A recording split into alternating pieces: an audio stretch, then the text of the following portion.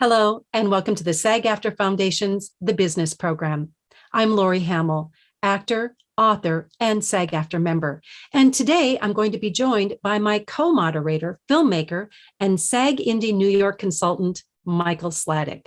Now, before we welcome our guest today, I want to let you know that the SAG-AFTRA Foundation is a nonprofit organization that relies entirely on donations to provide emergency assistance and free educational programs to SAG-AFTRA artists. This conversation today is made possible thanks to our generous contributors.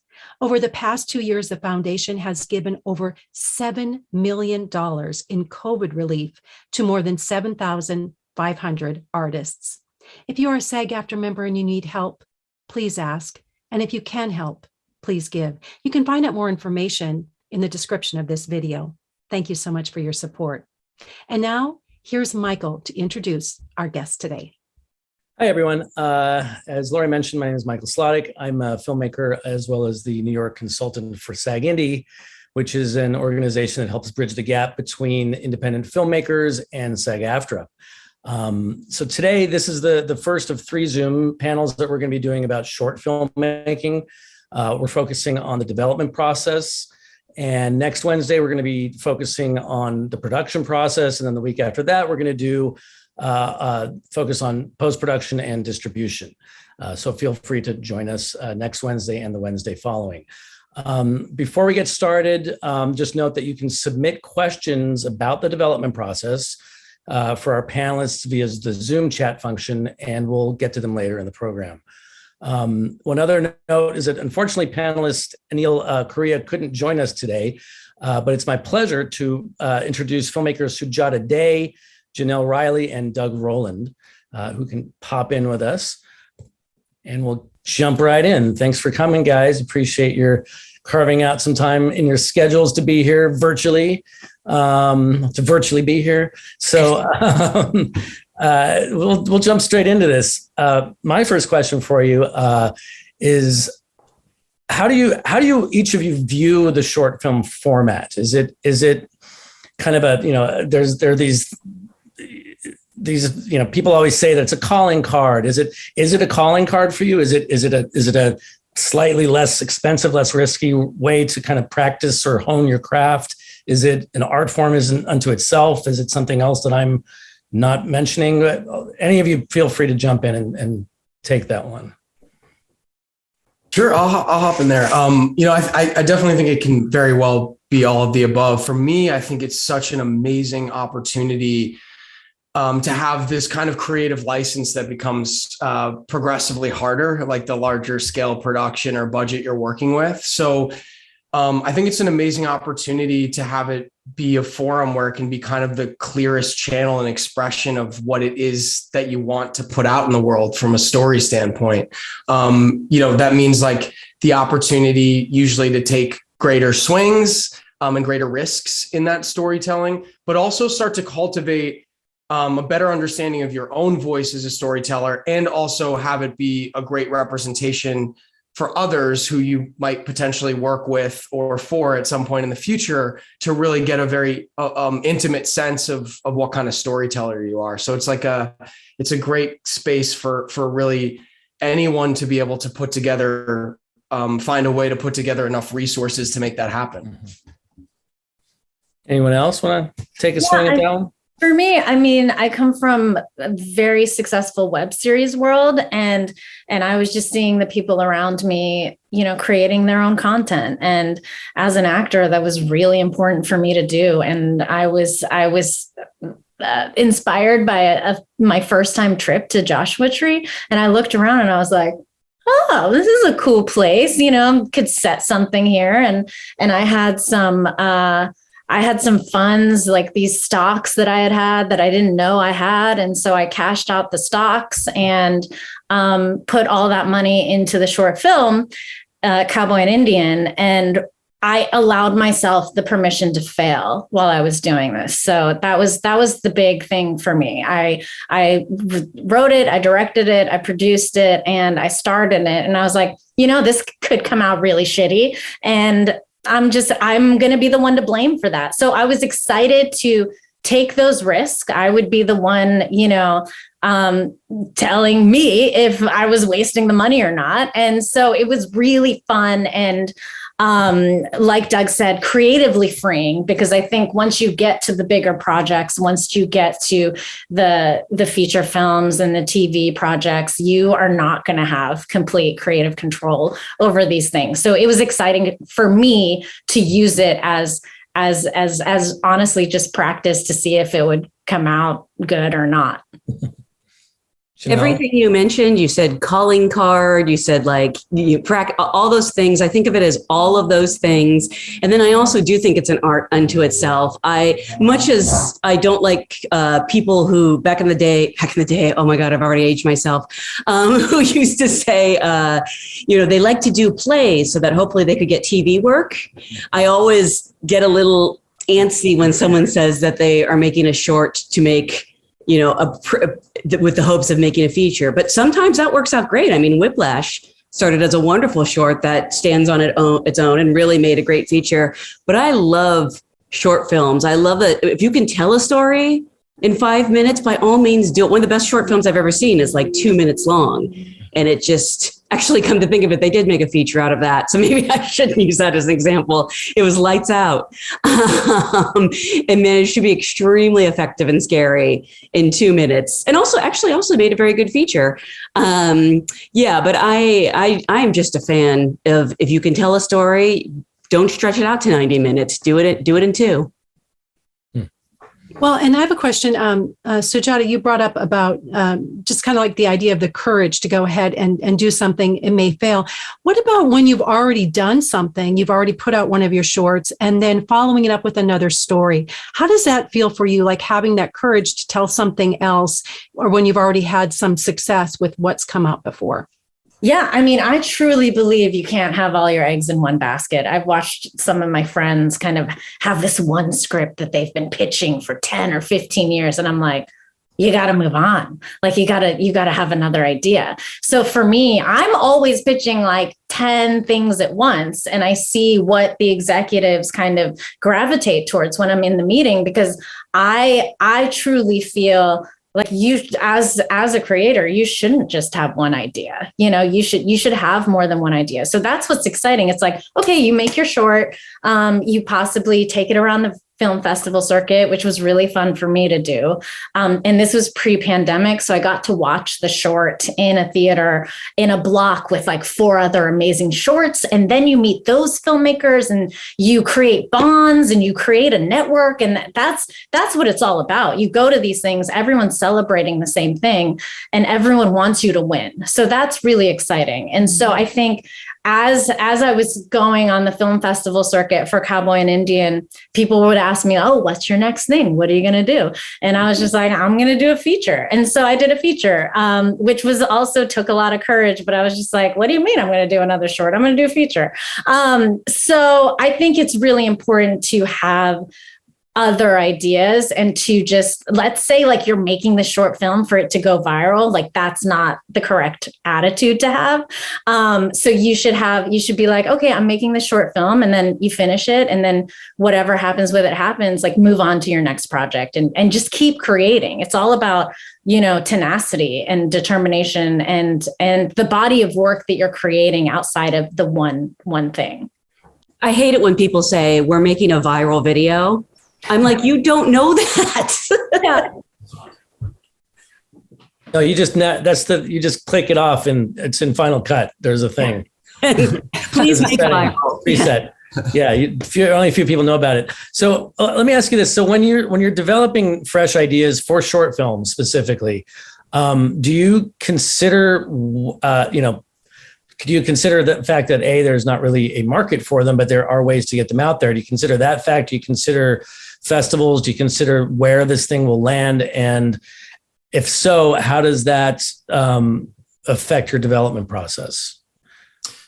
That's a great question. I mean, for me personally, look, you always want to educate yourself on, how is this project in service of like my larger vision for my career? What is the landscape? There is a growing space for short films, and that's something that only is continuing to expand. So it's really important to have to constantly be, having a clear vision of where you want to go and also like educating yourself on the landscape. But I think from like an early development standpoint, for me personally, it's really great to also try to create this own space where it's also the idea is not overly influenced at the very earliest stages by where I like want to go or where it could be. Because I think that could possibly cut off the magic of storytelling. Like for me, it really comes back to like story being the most important thing. Because there's no, I mean, if you think about this 3-part series that we're doing, like if the development process is a little off, then production, post-production, and exhibition are going to continually be further and further off if you don't kind of set the right track. So I think like, again, it's really important to have a regard for and educate yourself on all of these facets. But I think you want to I think it's really great to have a reverence for the magic of storytelling and, why you want to be doing something that excites you, something that like really ignites your spirit and makes you want to put in all the time, effort, energy, money, whatever it is that takes to make it. And the very, very early development stage is a great place to really stoke those flames and really invest in that space, because you'll have so much other time to start to figure out, what are some good avenues for it and, how it can be in service of other aspects of things you want to do. And I wouldn't even say that's a catch-all. I mean, I think there's people who are like really in a genre lane and know that, and those things can kind of be happening simultaneously. But for me personally, I try to shut out everything, other than just really looking inward and trying to figure out, why I want to tell this story or what it is that's coming to the surface. That's the thing that I'm going to want to really, dig my heels into and push forward, and then start thinking about all the other stuff a little after that. Yeah, I think it's about like what inspired you to even tell this story. So for example, for me, I was just like in Joshua Tree and I was like, oh, this is a cool fucking place, so I want to set something in Joshua Tree. And then I love early Tarantino movies and early, Train Spotting and all these movies. So I was like, oh, I kind of want to make something a little bit visual in terms of that. And so that was exciting for me too, because I had come from kind of a sketch world where dialogue is the main thing. So I was like, oh, I kind of want to make this like a big visual fun thing. So see what excites you. It's exactly what Doug said. Like think about the art, think about the characters, think about what do you want to say with this piece, and then kind of worry about where it's going to go later after you're done. They're absolutely right. I agree with everything they said. And I actually feel a little guilty because 3 of my short films were actually, I don't want to say dares, but they were done either as like 48-hour filmmakers, or they were based on plays that I had written for like overnight theater, which is basically where you're given a prompt. You're given like, a breakdown of like 2 men and 1 woman as your cast. And then they give you like my short Crazy Love, which was one of the first shorts that I worked on. The prompt was, I think it was chance and crazy. I think those were actually like the prompts. And I just had to write it in 8 hours and whatever, and like, I'm such a procrastinator that for me, that was super helpful. And that was the way to do it. And it ended up being a really great movie. So actually, if I can say that, I didn't direct it, so I can say that. Where so many of my friends were like, aggravated because they spent so much time and money and effort, and we shot this in, shot and edited in 2 days, cost us $200. I don't recommend that path. I recommend doing everything that they just said. But sometimes when you just need to get out of your rut, if you can get involved in a 48-hour film competition or a play in a day, I know Sacred Fools Theater sometimes does plays in a day. And there's another one, No Shame Theater, does stuff that they like put up within a day. I mean, it's so good for someone like me who will just procrastinate and procrastinate. Well, can you tell us how many projects do you usually work on at the same time? Like just to make sure that you have things coming down the pipeline for yourself. How many do you handle? What do you juggle like right now? For me, I'm really bad at concentrating on more than one thing at a time. And that's not the way it should be. Like I should be multitasking and doing several things.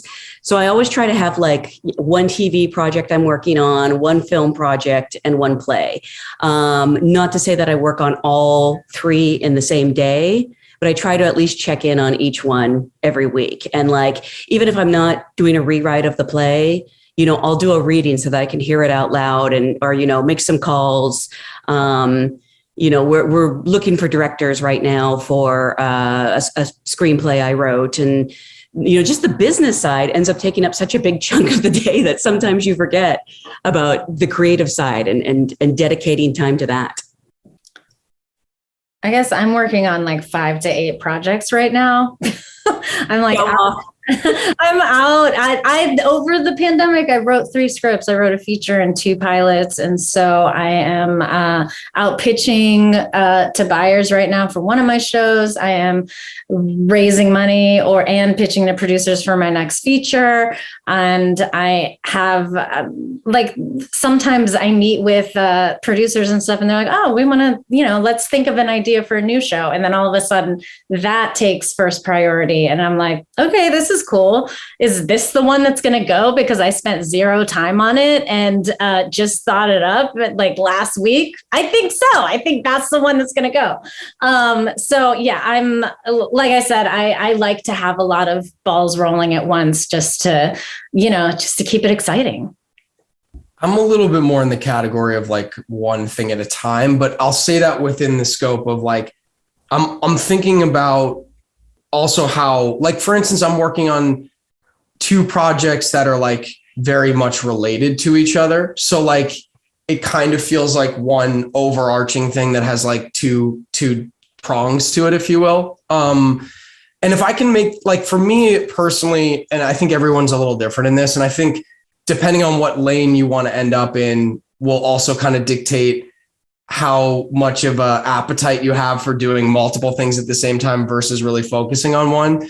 But like for me, in the kind of lane that's I've been going down, I find how I can really focus on one thing, but also make sure that I'm like setting the stage so that I can still,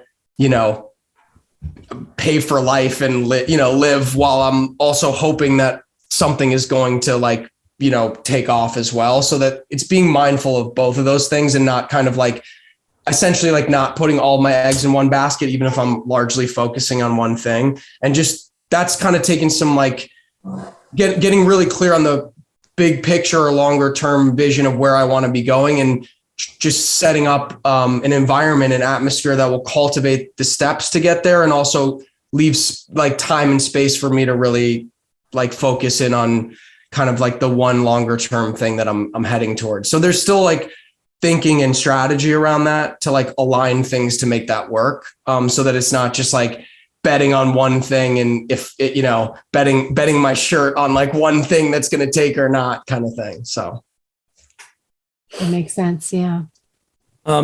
So in terms of development, again, with specifically kind of focusing on your short films, obviously you come at it with a creative point of view. You have an idea, you have a concept that you want to play around with, characters, plot, whatever. At what point, generally speaking, do you start thinking about budget, location, actors, the reality of the nuts and bolts of what you want to make versus what you can make, versus what you're willing to cut or not cut or anything along those lines? At what point do you really start to focus on those things? Is it early on in your development process? Is it, just after you get it exactly perfect in what you want to make creatively, or where's the line there? I try to do it in the writing process because I'm already thinking about what can I afford to shoot. Because all my films, with the exception of one, have been made with very small budgets. Like we're talking less than $1,000 at the most. And none of them have ever required more than 2 shooting days. Really more than 1.5, if I'm being honest. So, and then I like to find a really good producer. Doug and I have shared a producer before and let them handle the logistics and the scheduling, because I am heinous at that. Heinous. Wow. If you know, similar to what Jenelle was saying, if you know it's something that you're going to want to find a way to shoot yourself, it is good to have a regard for that in the creation process. It's really nice if your sensibility and kind of style aligns with the ability to make that thing on a lower budget. That's always nice. And that's something that's kind of worked out for me.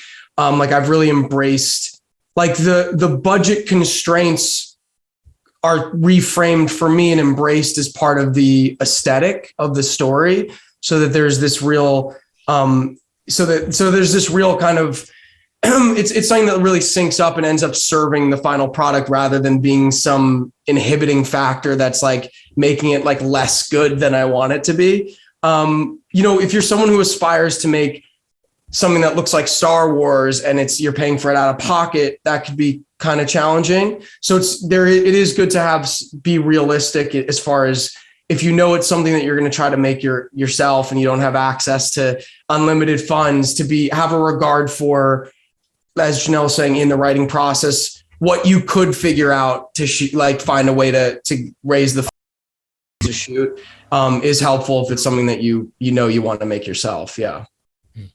Yeah. Sorry.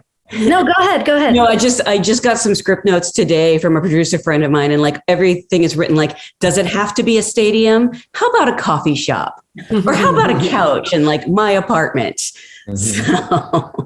So yeah, I advise short filmmakers all the time to, I'll read a short film script and it'll have a huge action sequence in it. And I'm like, how are you going to afford to do this? So it is about being realistic about what you have. And Doug and Jenelle said, you think about that right in the beginning when you're writing it. I produced my short and I also financed it. So that was in the back of my head as I was writing the script. And being aware that I can't have all these crazy visual Star Wars type effects, even Quentin Tarantino type effects. I knew I had to make that a little bit smaller. So I think it's important to be realistic about what you're trying to do within the budget and have that come in very early on as you're writing it. Well, Jenelle mentioned bringing in thinking of your producer early on in that stage. What other team members do you look at that you're going to be bringing in to make your project come to fruition? And when does that start for you? For me, it has to be a director, because I'm mainly a writer and I've only directed really one of my shorts that was made in 2 hours. And so I know that I need to find somebody who has all that knowledge and expertise and can work with actors. And that's usually how my shorts have gotten made, is that a director really responded to my scripts. Because otherwise, I don't know that I am qualified to direct anything more than two people in a room.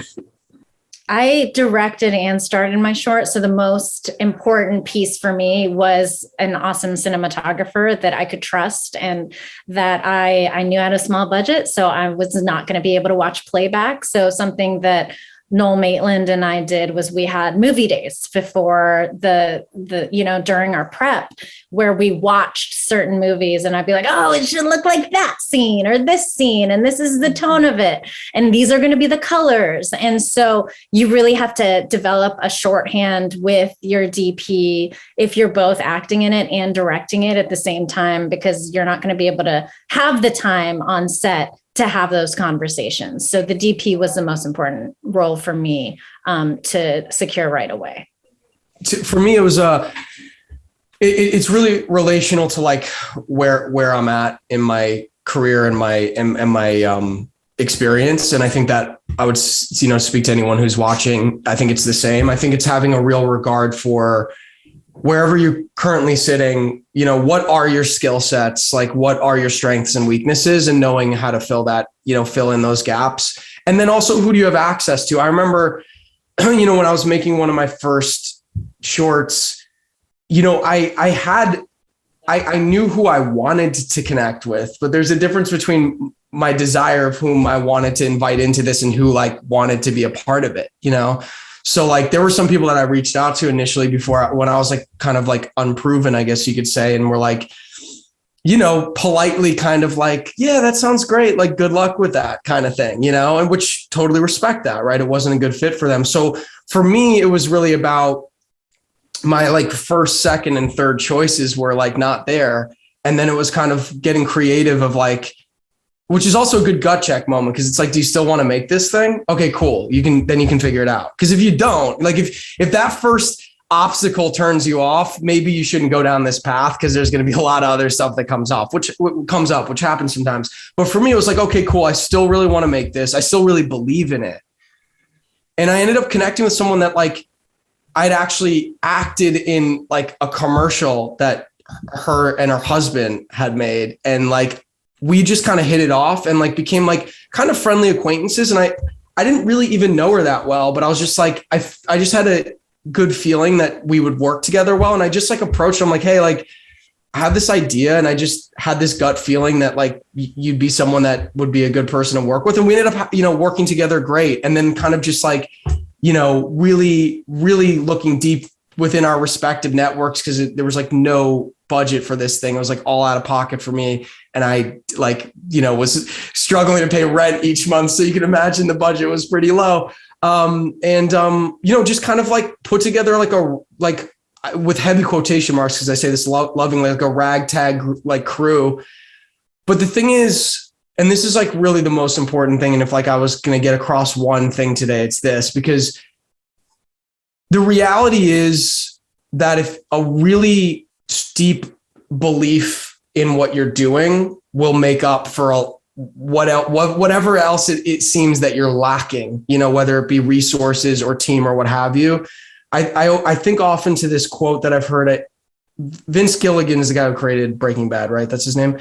He said once, you know, he said like being a showrunner, and I think just running any set, right? Being a director of a film, being a showrunner is kind of like being a cult leader. Like as far as the depths in which you're indoctrinating lovingly, a loving cult leader, of course, that only does good things in your cult and none of the bad stuff. But just, it speaks to the level of investment and belief that you need to have in your own project, and how you need to instill that in others, right? I think that's such a great analogy, because it really, so if you can really believe that deeply in what you're doing, it really can make up for whatever lack of experience it seems like you might have, and whatever lack of resources you have. And that's how we got together a crew of people that were like deeply invested in what we were doing, even though we couldn't offer them, you know, much of anything. I mean, almost everyone worked for like, you know, deferred pay on that, which is just a euphemism for like no pay. Right. But you know, it was something in which it ended up being an amazing experience with a lot of crazy variables. We were like stealing shots on like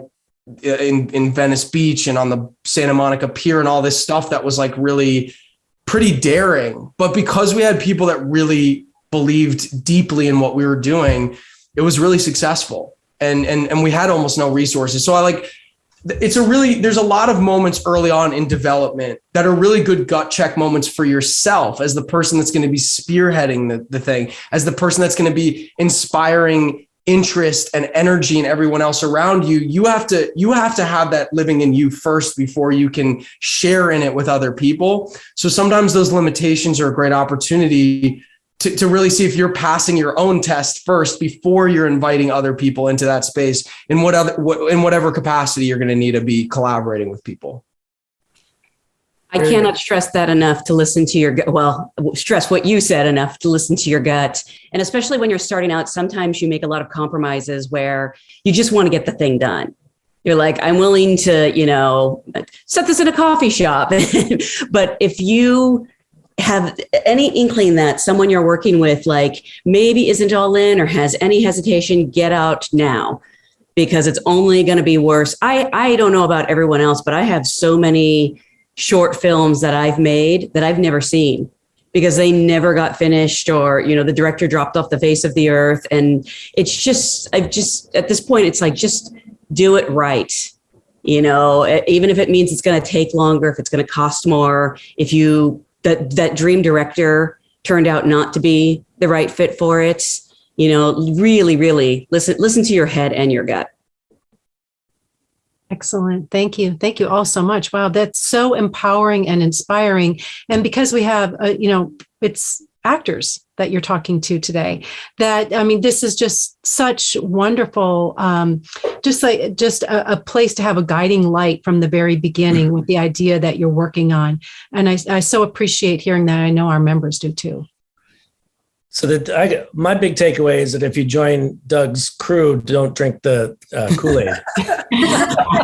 We're a benevolent cult. I made that very clear. So, Good. Do you provide Kool-Aid? None of the dark stuff. So the Kool-Aid's not poison. All right, fine. To get to one of the big questions, you guys have answered it in some ways in terms of financing. Have any of you dabbled in crowdfunding? And if so, what are your thoughts on it? Are there preferences, lack of preferences? Is it something that you will do again or no?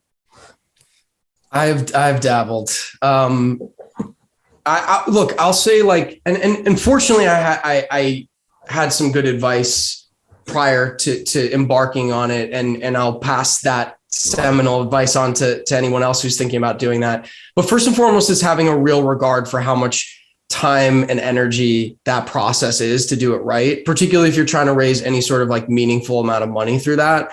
It's not just something where you throw it up and you're like, yeah, I'm going to get enough family and friends who really love me to just, it's no problem. It's really hard, and it's really something in which, there was definitely a full month and a half of my life that was fully dedicated to that. I think it was something in which we also, in this case, I was collaborating with a nonprofit organization who also was acting as a fiscal sponsor. So, it was all, nonprofit donations for our crowdfunding. And still it was hard to get those bigger ticket donations that I thought that would open up a lot of doors for. It was still a lot of following leads and some sort of respectful but direct outreach to people that I was being connected with, beyond my, circle of people that I was kind of hoping. Sometimes there's also people where you're like, oh, I know this buddy is going to he's doing pretty well. He's going to give me at least a couple $100s. I remember the one friend who I was really close with, who was just it was almost the end of the crowdfunding and he hadn't given anything. I was going to bug him about it, but I was like, that's weird. I would have assumed he would have given me anything. He just one day reached out. He's like, hey, Doug, I know you're probably thinking I haven't donated to your thing yet. I'm just diametrically opposed to crowdfunding things. I have people hit me up all the time. So it's nothing personal. That's just why I'm not doing it. And that's how some people feel, right? So it is something that's worth doing if you need to do it, and can provide a great opportunity to work with a budget that's beyond the scope of what you'd be able to personally do. But just have a real regard for how much work goes into it, and be prepared to have things that don't assume someone's just going to give you money because they like you or it sounds like a good idea when you explain it for 30 seconds. If you can create some sort of compelling teaser to go along with it, great. Or if you have some really strong visuals that go along with it, awesome. And whatever you can do to kind of enhance that, it's not too dissimilar from if you're pitching something to an executive at a studio. You want to be prepared and you want to have a real regard for the prep that goes into making that something that someone would want to give to, even if it's your friend, right? So just having a real regard for the time and energy that it takes. But, it was something that allowed us to make something that, ended up having a lot of value, and people look back and was like, oh, I gave because I always knew it was going to do well. They can be proud of themselves after the fact, even if you had to twist their arm to get that $50 initially. People, I think, tend to think that crowdfunding is easy. You just throw up a website. It's so hard.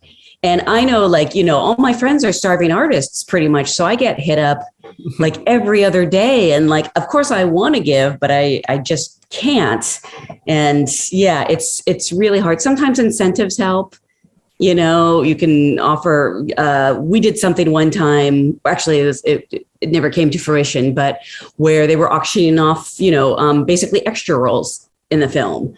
That was for a feature I was working on. Rather than crowdfunding, I would also this might not be the nicest thing to say, but I have a friend who is like crowdfunds for every season he does like his web series, and he's on season 4 now. And I sort of feel like I funded your first 3 seasons. Like if you haven't found your own funding or your own way to make, maybe you don't need a season 4. Like, you know, I'm more likely to fund something new. But there are short film grants. Like I think you can just Google short film grant, short films funding, and apply for grants that way. There's also obviously screenplay competitions. I've actually had a lot more success that way. Sujata, do you want to chime in on this? You know what? Even before I made my short film, I knew that crowdfunding was another job, like a full on, like 24-hour job. And I was like, I just can't do that. I can't hire a consultant. And I decided to not do crowdfunding for any of my projects so far. And I've just found that it's a little bit easier to kind of start by funding it yourself and then talking to, like Jenelle said, I'm also friends with a lot of actors that we don't have a ton of money, but I've noticed that when I just go around and I'm having coffee or lunches with people or seeing people at auditions, I'm just like, hey, I'm raising money for my movie. Do you want to put in, or do you know anyone that would be interested? And generally I've seen it's like, oh, I can't, but I have a cousin who's in finance, or I have a family member who's in tech, or doctors and dentists. And so I've noticed that is just a little bit more easier in terms of with crowdfunding. It just feels really, really hard. And I appreciate the hard work that goes into that. And I can't even pretend to, be good at it. Well, since we're talking about development, and before we go to our audience questions, I just want to ask, as far as rewriting, when do you know that you've done enough and it's time to move on to the next step? That's a great question. I think a lot of, for me as a storyteller, as a creator, like a lot of it is, goes to me, like the heart of storytelling is connected to the depths of myself and understanding myself better. So for me, it's a constant process in storytelling and in life to deepen my my intuition and my gut feelings about things.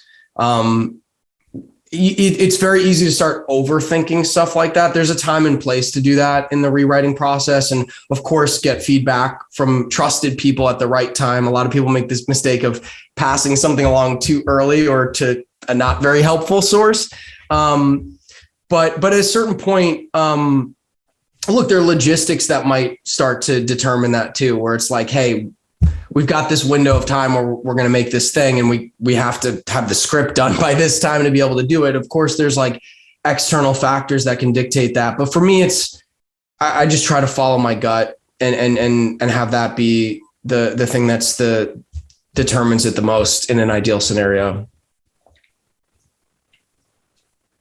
I think it's important if you are just doing it on your own and there is not someone telling you, oh, this is the deadline, it's got to be done by Friday of this date. I think it's important to also give yourself deadlines as well. And so definitely take the time to write and rewrite and give it to your, close circle of writer friends for notes. And then they get back to you and then you're kind of honing the script. But then I think definitely like try to give yourself a deadline of like, okay, it has to be done by this day. And then that's the shooting script. And then don't kind of touch it after you've said like, that's the shooting script. And then you can move on to like, okay, actually making it. Yeah, my films are so short and cheap that it really has to be locked before we get to set. Although when it comes to the dialogue, I feel like I'm never done. I love for actors to improvise. I like them to do a take where it's as written, and then like some of the best stuff has come out of improvisation, but that's my background. So I like it, but I don't think, maybe not everyone does. Great. Michael, do you want to start with our audience questions? Yeah, sure. We have a bunch of audience questions, but some of them we've already kind of covered. This is an interesting one from Michelle, who says, as an actor, I really want to make a short film, but haven't been able to think of an idea for one. I haven't found my voice or figured out what I want to say. Any advice? Definitely. I think first of all, to that admission is like a great first step, to be honest about that, because I think sometimes look, this is just me and this is not a right or wrong, but from my opinion, my taste, I think when and I'm all about actors creating their own work. I think that's an amazing way to really not just further your career, but start to like take ownership over the direction of your career. I think that's amazing. But when it starts to get out of balance and it's just about making something and the purpose for making it starts to like evaporate, and it's like, let's just make anything. That's where some stuff that ends up being almost a disservice to certain individuals, because you can feel that in watching it, like that there was no purpose other than to make something, and there's nothing to like grab a viewer and make them. And we all know as actors, like no one looks good in something that's not good. You know what I mean? Like you'd be the best actor ever, but if it's kind of void of purpose and not well put together in any fashion, it's not going to like do you any favors. So I think first and foremost, admitting that's amazing. And then, I think in that sense, it's okay to be a little bit patient with yourself. I would say there's like some great things like The Artist's Way or things like that can kind of just open up the creative space for you, so you can start to cultivate that voice and start to cultivate that place from which you want to tell stories. So if you're at a place where it's like early on for you and you don't even know what your voice is or what you'd be interested in, like go back to the basics, start writing every day, start doing, I think some of the exercises, The Artist's Way is just a great tool book for someone who's like looking to get started. And I think some of the things that's talked about in there as far as, just doing those morning pages and things that start to just kind of like create the wires from your brain to your hand or your fingertips as you're typing are things to kind of just start to like, you'll find that if you're consistent with that, it's kind of like meditation for anyone who meditates, right? It's like the first time you sit down to meditate, you're like, gosh, I can't do this for more than like 30 seconds. This is great. And then if you stick with it every day for like a month, you look back and you're like, oh, wow, like this is still kind of hard, but now I can, like I sat for like 5 minutes today and it was kind of like what it used to feel like after 5 seconds, right? There's this kind of incremental progress that starts to happen. And you start to realize that you're creating in a deeper way these channels where things start to emerge rather than just, so like white knuckledly trying to like search for the idea. It starts to be something that you're like creating the space to actually like rise up within you. I know all this stuff sounds like esoteric and what have you, but it's what storytelling is. It's why we tell stories. It's like the thousands of years from which the lineage of storytelling emerged for us to have these things that are important within us and share it with other people. So if you really start to cultivate that channel, you might be pleasantly surprised with what just starts to come up for you. Yeah, I think Doug is absolutely right. I think another thing that we also, if you're in LA or New York, we also kind of get stuck in this bubble of Hollywood. And I think I have an improv background as well. And an assignment that one of the teachers gave us once was like, do something new every week, no matter what it is. Experience something new or go out in nature. Like that's what I did during the pandemic. I was taking walks around my neighborhood all the time. And that's where I would get my ideas. And so I think it's really important to step out of your box, kind of not like put aside like being an actor or being a writer and just go out there and experience life. Like I get inspired by titles of songs. I get inspired by like hanging out with my friends and things that they talk about, the stories that they tell. So I think you can get inspiration from any of these things, and it can bloom into something bigger once you get that kind of first gem of an idea. And again, speaking as someone who came from like sort of overnight theater, if you're in a writers group, first of all, form a writers group. If like, just ask your fellow friends, like who, even if they haven't done it before.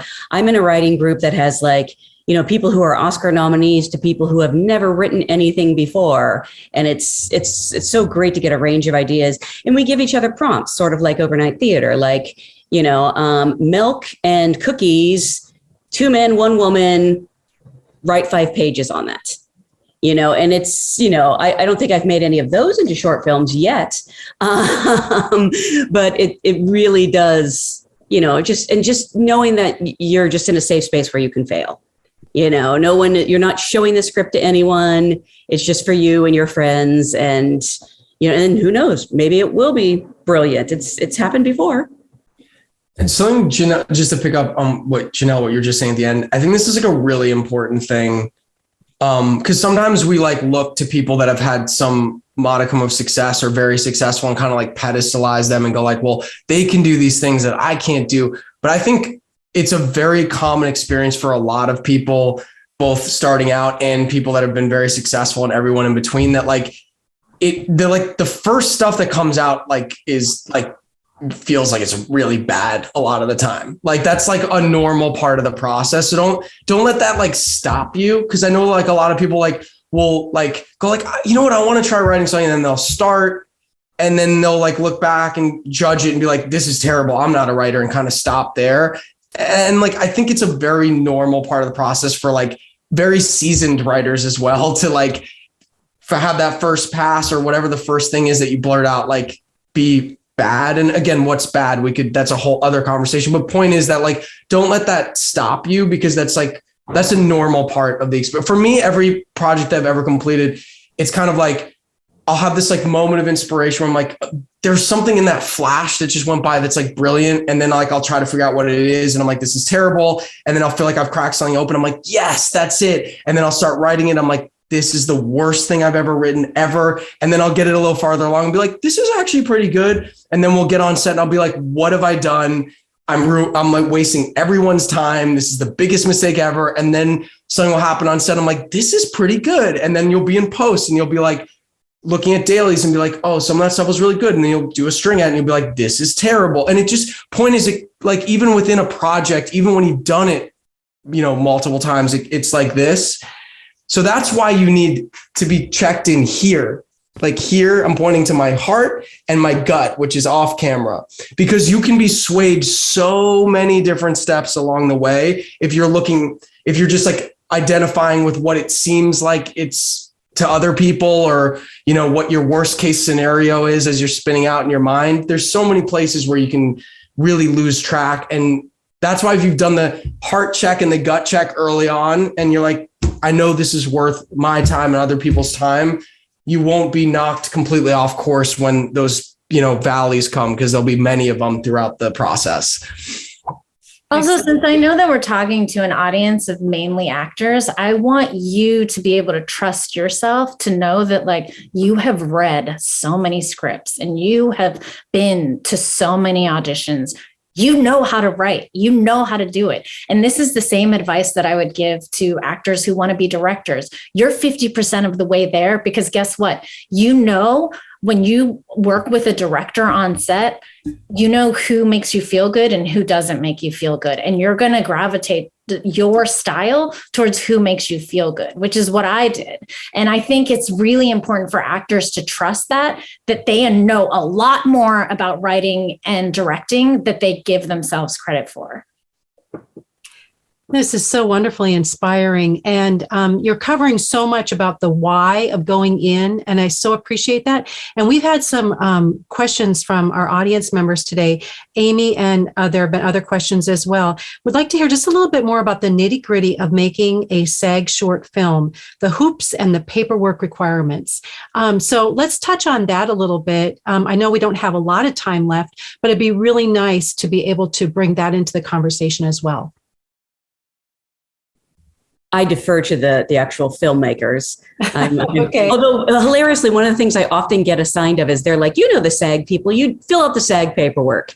And I have to say that the website for micro budget and short films has been pretty easy to navigate. Yes, I agree. It's pretty easy to navigate in terms of just, uploading all the documents and stuff online, and also just making sure when you get to set, you have everyone sign everything, because chasing after people afterwards is not fun at all. Yeah, and you'll have people that'll, if it's your first time doing it, there'll be a rep that you're signed to that'll walk you through things. So you don't have that be something that turns you off, because anytime that I've had questions, or anyone on my team has had questions about something, you can always call and ask, and or communicate directly with your rep to just make sure that there's nothing you're missing, or, you know, if you have a specific question about something, they'll fill you in and walk you through the process. And Michael, you're also with SAG-Indie New York. So do you have anything that you want to add about that? About the signatory process? Yeah. I mean, it's pretty, you know, I always tell people that it's a lot of either first time or just super low budget filmmakers are kind of scared of the idea of working within the union rules. But the reality is multifold, is that if you find an actor that you love who happens to be a member of the union, don't shy away from it because you're scared of signing some paperwork and following some rules. As we all know, casting is like, you know, catching lightning in a bottle, and you have to do it. So, and doing so invariably forces you to treat not just that actor in a different way, but to treat your crew and your entire production in a way that is, frankly, pretty sensible. Even on a 2-3 day shoot, people need to eat, people need to have breaks, people need to follow a certain amount of structure. And working within the union rules is helpful for that, not just again for actors, but for your entire crew and production. And invariably, if you're going to keep making stuff, you're going to find yourself having to do this. So may as well do it from the beginning. But I mean, you know, kind of preaching to the choir since a lot of members are watching this, but, and if you run into any problems or any strange sort of, hoops that the union is sort of not getting because they take it from the actor's point of view, most of the time you can call SAG-Indie, get a hold of one of us. And we really we're a separate organization, and we take it from the point of view of the filmmakers. So any kind of stuff that you're like not getting done, or if something just doesn't seem right, you can always hit us up and we can try to help you guys. Michael, can I get your cell? Can you let us hear now? Sure. I'll just hand it offline. No problem. Well, you know, the other thing too, Michael, in the description of the video, when it comes out, we could always put in, you know, some resources to contact at SAG. But I really appreciate you bringing that in. And I think we're going to have to wind things up. One thing that Janani, who has been creating this program behind the scenes for us, has said is that, you know, there were so many questions today, so many great questions that came in the chat, and that we will try to incorporate those in the next 2 panels that we're going to be doing. So don't worry, we're here. We're here to answer your questions. Yeah. So I want to reiterate that we have 2 more panels coming up. So next week is going to be production. And then the week after is going to be post-production and distribution, covering film festivals as well. So tune in for those. And I'm sure we can get to a lot of the questions that people are throwing out at us, because a lot of those seem to be about production and where these films go later on. But before we leave, obviously, thank you so much for doing this, Doug, Jenelle, and Sujata. It's really helpful and wonderful for you to spend your time and lay out a little advice for folks. And on behalf of the foundation, the SAG-AFTRA Foundation, thanks for doing this. And everyone take care, and we'll see you later, and everybody keep up the good work. All right. Thank you, guys. Thank you. Take care.